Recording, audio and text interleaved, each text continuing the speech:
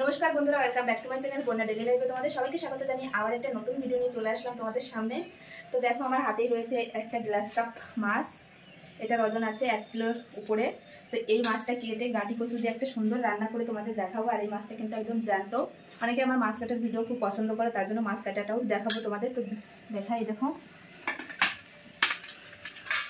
একদম কিন্তু জ্যান্ত বন্ধুরা মাছটা। এরকম মাছ দিয়ে কিন্তু গাঁটি কচু খেতে কিন্তু খুব ভালো লাগে বন্ধুরা।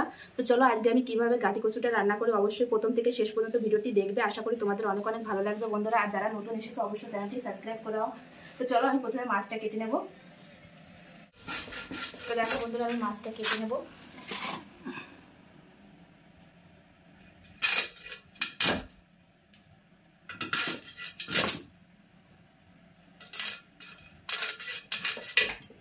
এবার আঁশ ছাড়িয়ে নেব। তো দেখো বন্ধুরা এখন মাছটা আমি পিস পিস করে কেটে নেব। দেখো কতটা টাটকা বন্ধুরা। তো দেখো আমি এখন পিস পিস করে কেটে নেব। যেরকম পিস পিস করে কেটে নেবো আমি সব মাছ।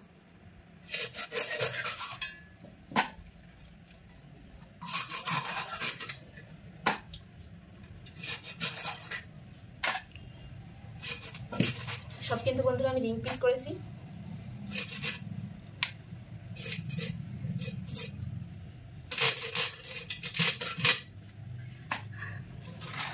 তো দেখো বন্ধুরা আমার সব মাছ কাটা হয়ে গেছে। এই মাছগুলো ভালো করে ধুয়ে নিয়ে একবারে রান্নার সামনে আসছি। তো দেখো বন্ধুরা আমি মাছ ভালো করে ধুয়ে নিয়ে আর মশলাপাতি নিয়ে চলে এসেছি রান্নার কাছে। তো এখন রান্না শুরু করবো। এই দেখো মাছ আমি ভালো করে ধুয়ে নিয়ে চলে এসেছি। আর এটা রান্না করবো হচ্ছে গাঁটি কচু দিয়ে। তার জন্য দেখো কচুটা এরকম লম্বা লম্বা করে কেটে নিয়েছি, কেটে ধুয়ে নিয়েছি। তো প্রথমেই মাছে লবণ হলুদ মাখিয়ে নেবো। তো মাছের ভিতর প্রথমে দিয়ে দেবো লবণ আর দিয়ে দেবো হলুদ গুঁড়ো, দিয়ে সুন্দর করে মাখিয়ে নেবো। তো দেখো কড়াইতে আমি তেল দিয়ে দিয়েছি আর তেল খুব ভালোভাবে গরম হয়ে গেছে। এবার মাছ ভেজে নেবো। মাছের পিসগুলো দিয়ে দেবো আমি।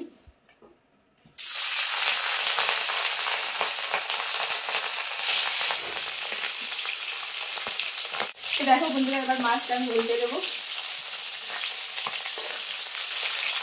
একটু লাল লাল করে ভেজে নেবো সব মাছগুলো।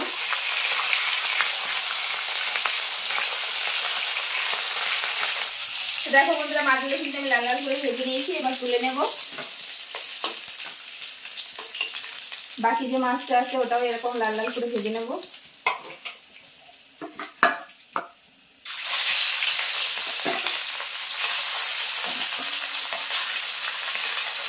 তো দেখো বন্ধুরা এই মাছগুলো কিন্তু লাল লাল করে ভেজে নিয়েছি। এবার তুলে নেব।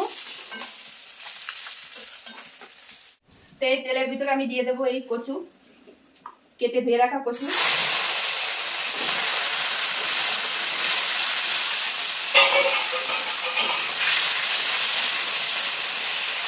সামান্য পরিমাণে একটু লবণ দেবো আর সামান্য পরিমাণ হলুদ গুঁড়ো দিয়ে একটু ভেজে নেব। তো একটু ঢাকা দিয়ে দেবো যাতে সেদ্ধ হয়ে যাবে আর ভাজাটাও সুন্দর হবে। তো দেখো বন্ধুরা আমি কিন্তু এই কচুটা আমি হালকা করে ভেজে নিয়েছি লাল লাল করে। তো এবার জল দিয়ে দেবো সেদ্ধ হওয়ার জন্য।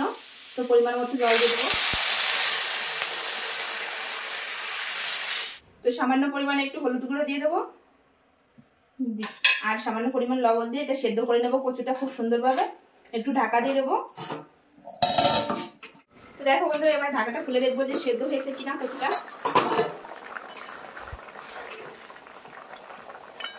তো দেখো বন্ধুরা কচুটা কিন্তু খুব সেদ্ধ হয়ে গেছে। এবার এই ঝোল সমেত ঢেলে নেবো। এবার ঢেলে নেবো আমি ঝোল সমেত। তো দেখো বন্ধুরা কড়াইতে আমি তেল দিয়ে দিয়েছি, তেল গরম হয়ে গেছে। এবার ফোড়ন করে নেবো। ফোড়নে দিয়ে দেবো হচ্ছে গোটা জিরা তেজপাতা। তো দেখো বন্ধুরা ফোড়নটা ভাজা ভাজা হয়ে গেছে। এবার দিয়ে দেবো শুকনো লঙ্কা জিরে বাটা, দিয়ে দেবো হলুদ গুঁড়ো আর দিয়ে দেবো স্বাদ অনুযায়ী লবণ। তো যেহেতু ঝোলে লবণ দেওয়া আছে স্বাদ অনুযায়ী দেবো লবণ, দিয়ে মশলাটা সুন্দরভাবে কষিয়ে নেবো। তো দেখো বন্ধুরা মশলাটা কিন্তু খুব সুন্দরভাবে কষানো হয়ে গেছে। এবার এই সেদ্ধ করে রাখা কচু দিয়ে দেবো। তো দেখো বন্ধুরা ঝোল কিন্তু খুব ভালোভাবে ফুটে গেছে। এবার ভেজে রাখা মাছ আমি দিয়ে দেবো, দিয়ে আর একটু ফুটিয়ে নেবো। এভাবে রান্না করলে কিন্তু কচুটা খুব ভালো লাগে বন্ধুরা খেতে, আর স্বাদও খুব ভালো হয়। তো আবার একটু ঢাকা দিয়ে দেবো যেহেতু মাছের ভিতর মশলাটা ভালোভাবে যাবে। তো দেখো বন্ধুরা এবার আমি ঢাকনাটা খুলে দেখবো। তো দেখো বন্ধুরা রান্নাটা আমার শেষের দিকে, এই দেখো। তো এবার দিয়ে দেবো উপর থেকে পোস্ত বাটা।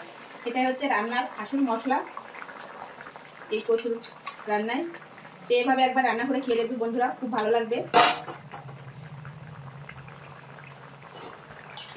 পোস্ত দিয়ে ব্যাস আমি নামিয়ে দেবো এখন। তো দেখো বন্ধুরা রান্নাটা শেষ, এখন গ্যাসটা বন্ধ করে দেবো, দিয়ে এটা নামিয়ে নেব। তো দেখো বন্ধুরা এই জায়গা পরিষ্কার করে তোমাদের ফাইনাল লুকটা দেখাই। এরকম কেমন হয়েছে দেখতে অবশ্য কমেন্টে বলবে। আর খেতে তো খুব সুন্দর হয়, এভাবে একবার হলেও বন্ধুরা বাড়িতে বানিয়ে খেয়ে দেখবে, খুব খুব সুন্দর লাগে। তো আজকে আমি খেয়ে দেখাচ্ছি না। তো আজকের মতো ভিডিওটি আমি এখানেই শেষ করছি, আবার দেখা হবে নতুন কোনো রেসিপির সঙ্গে। তো যারা যারা এখনো আমার চ্যানেলটি সাবস্ক্রাইব করেন, তো প্লিজ বন্ধুরা আমার চ্যানেলটি সাবস্ক্রাইব করে আমার পাশে থেকো। তো চলো বাই, সবাই ভালো থেকো।